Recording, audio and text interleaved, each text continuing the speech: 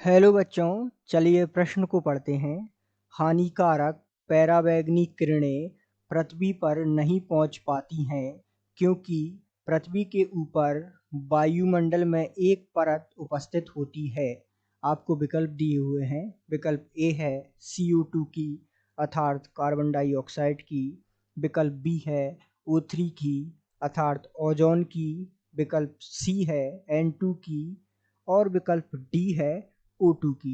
तो आइए बच्चों, मुख्य अवधारणा को समझते हुए हम इस प्रश्न को हल करते हैं। तो मुख्य अवधारणा में सबसे पहले हम चर्चा करते हैं कि जो पृथ्वी होती है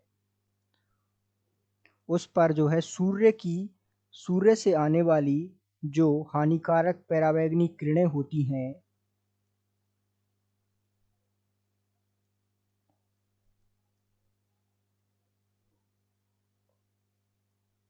जो कई प्रकार से हानिकारक होती हैं, चाहे वो मनुष्य के स्वास्थ्य के लिए हो या अन्य प्रकार जीव जंतु प्रकृति, कई प्रकार की ये जो है हानिकारक होती हैं। तो इन्हें रोकने के लिए जो है एक परत होती है जिसे हम O3 परत या ओजोन परत के रूप में जानते हैं।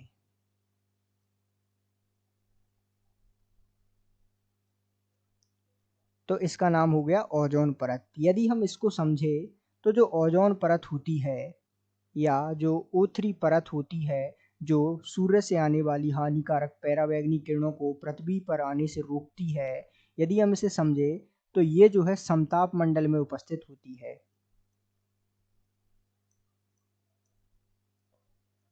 और समताप मंडल की यदि हम स्थिति जाने तो ये जो है पृथ्वी की सतह से लगभग 10 किमी से और 50 किमी अर्थात 50 किलोमीटर के बीच में फैला हुआ है। तो समताप मंडल में उपस्थित O3 परत जो होती है अर्थात जो ओजोन की परत होती है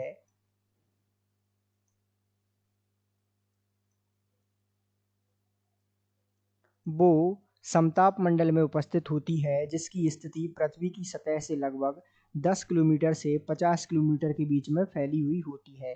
तो इस प्रकार हम कह सकते हैं कि हानिकारक पराबैंगनी किरणों को पृथ्वी पर नहीं पहुंचने देने वाली जो वायुमंडल में पाई जाने वाली जो परत है उसका नाम है ओजोन परत या O3 परत। तो इसे आप ओजोन परत के रूप में भी जानते हैं, जिसका सूत्र होता है O3। तो आप इसे O3 परत या ओजोन परत के रूप में जानते हैं। तो हम कह सकते हैं कि दिए गए प्रश्न का सही उत्तर विकल्प बी है।